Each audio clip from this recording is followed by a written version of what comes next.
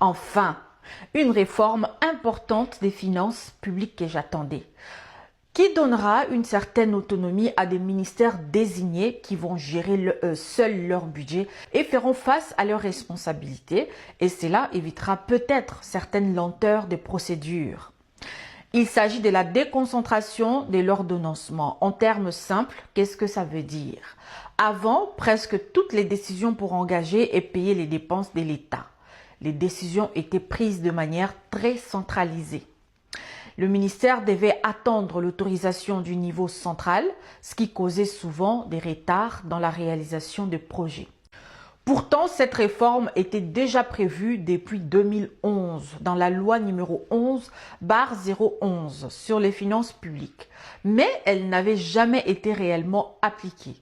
Aujourd'hui, sous l'impulsion du président de la République et du ministre des Finances Doudou Fouamba, elle entre enfin en application. Désormais, une partie du pouvoir de décision est transférée aux ministères eux-mêmes. Cela signifie que certains ministères peuvent engager des dépenses, autoriser de paiement, gérer plus directement leur budget, tout en respectant les règles de contrôle prévues par la loi.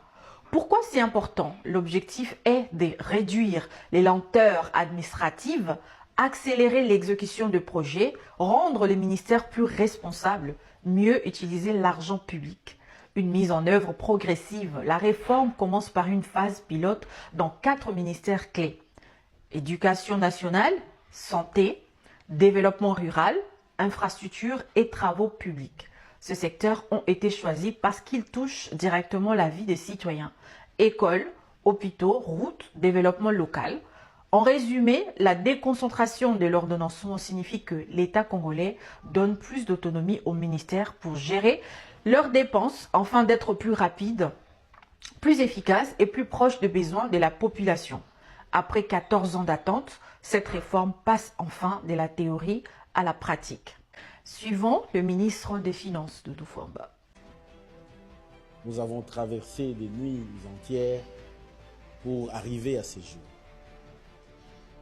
La déconcentration de l'ordonnancement, mais également la tenue d'une comptabilité publique en partie double, des droits constatés, avec à la clé une mise en place d'un réseau comptable chapeauté par l'agence comptable centrale du Trésor. Arriver à mettre en place et opérationnaliser cette réforme complexe, parce que dans cette salle, je reconnais environ 95% des gens, non et post-non, qui durant des années ont servi la patrie.